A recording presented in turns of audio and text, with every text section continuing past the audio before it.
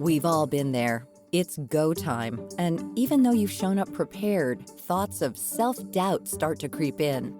Questions like, can I really do this? Or why am I even doing this? Begin to take over. Then the physical symptoms kick in. Sweaty palms, a racing heart, and maybe the overwhelming sensation that you're going to keel over. Sometimes these feelings pass, and other times it takes a huge toll on your performance. Either way, it's never pleasant and just adds more stress to an already stressful situation. Whether it's an important interview, presentation, performance, or something else, we all want to do our very best during these big life moments. So, how can we begin to change these negative patterns? You just have to be able to stay thinking somewhat clearly in the moment. It's all about dealing with that mental turbulence when you have to go live or you want to do well or you need to do well. It's hard for people to sit down and think it through on their own because it's much easier just to get nervous and your mind automatically goes to, because your tension goes up, so your mind automatically goes to the things that could go wrong or have gone wrong, or you worry that will go wrong, and they never have, and they probably won't, but we can make up all sorts of things. That's Dr. Dana Sinclair, a psychologist who helps people perform at their very best in critical, high-pressure moments. Over the years, she's coached pro athletes, performers, CEOs, and even surgeons on how to get out of their heads and push past these invisible barriers. She's also the author of the book, Dialed In, Do Your Best When It Matters Most. She says there's so many people who have raw talent but fail to mold it into long-term success. I've seen a lot of people sort of flame out in their careers, even though they're very talented, while other people who are more mediocre in their talent have risen to the top. So I think it's very important not to just settle on talent, but know that character, your mindset, how you approach things is extremely important, being able to harness your talent and make your skills work for you. Sinclair says that each person she works with is different. As an example, some athletes are able to perform incredibly well in the moment. But this could shift suddenly because they're lacking a solid foundation. I do a lot of draft work for different teams. So I go in, say, to the NBA draft, and I talk to individual prospects. And I'm trying to find out in a very limited period of time just what that person is like. If the team does select them, what do we have to develop? What's going to help this person move quicker through their career? But there's also characteristics that you know are flags that are going to hold them back. So if somebody isn't very disciplined, if they're a bit of a hothead, if they can't focus, if they won't listen, if they don't show up on time, these types of things can be quite detrimental to their talent. Whereas, I've seen other people who are mediocre and they are able to focus. They do listen to instructions. They do show up. They do check in with themselves and work on their weaknesses. They are reliable under pressure. Those people with that kind of character, we'll call it, tend to excel beyond what people expect. In her eyes, character and mindset are two key ingredients for success. You're already halfway there if you're willing to look back and work on how a past job interview or presentation went. When picturing these moments, try to pinpoint how exactly you felt in the minutes leading up to the event. We do tend to complicate it for sure. So the biggest things that get in people's way, expectations, fear of failure, worrying about results, being self-critical, being too negative. It could be anything that gets in the way. So I do like to talk about there's a few myths that have to be sort of busted along the way, because we grew up with all this rhetoric on what it takes to perform well. You've got to work hard and all of that stuff. And really, it's about working better and not harder.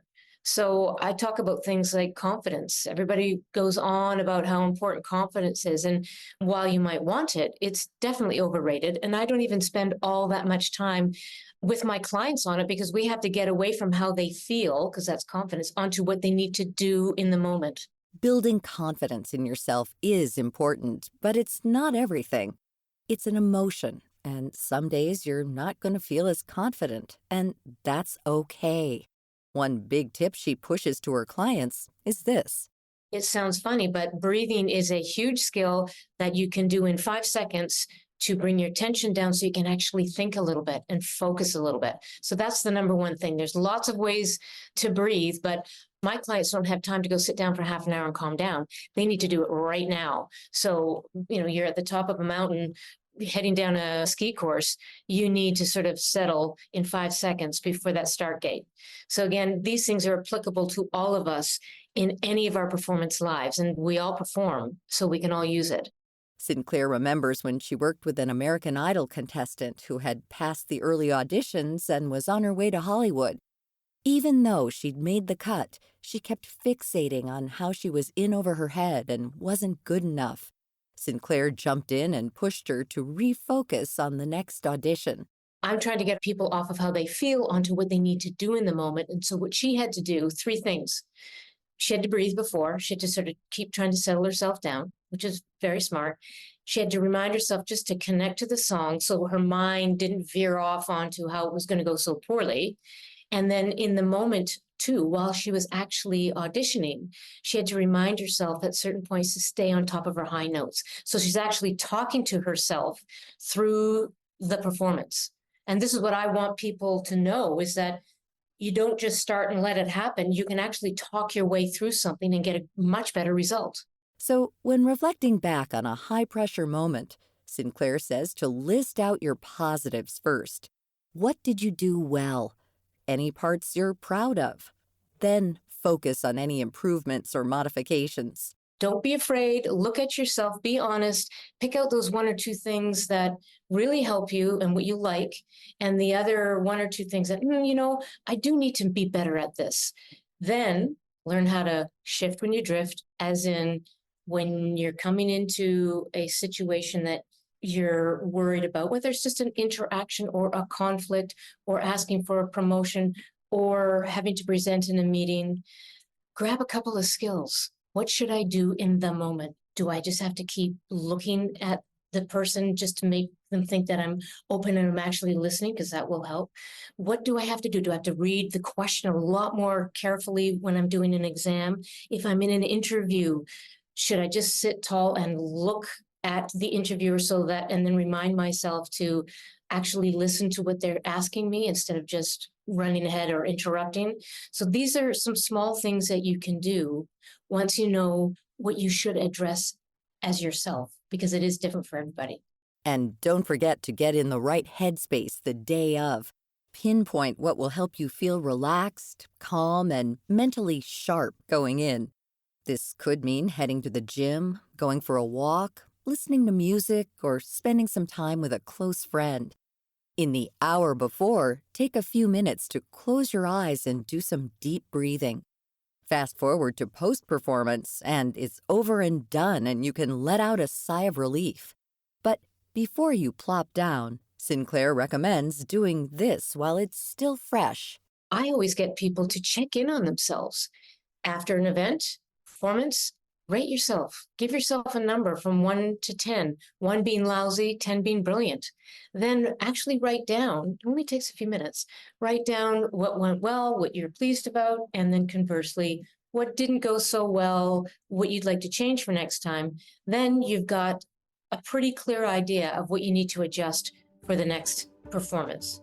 To find out more about our guest this week, Dr. Dana Sinclair, visit viewpointsradio.org. For more behind the scenes, search Viewpoints Radio on Instagram, X, and Facebook. This story was written by our executive producer, Amira Zaveri. Our studio manager is Jason Dickey. I'm Marty Peterson.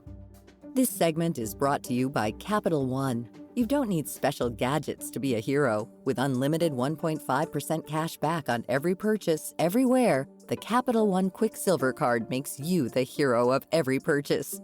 What's in your wallet? Terms apply. See CapitalOne.com for details.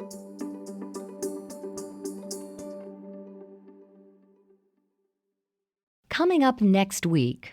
Large parts of the coastal area have become very difficult to live in, to grow things in, and to also get fresh water and so on. What will happen when poorer countries begin collapsing from the effects of climate change? Then, soul music is really the context in which white America is introduced to the Black church tradition. In the 1960s, 2 record labels shaped the sound of soul music. But the story of Stax and Motown also tells the story of civil rights. I'm Marty Peterson. And I'm Gary Price. These stories in depth on your public affairs magazine, Viewpoints.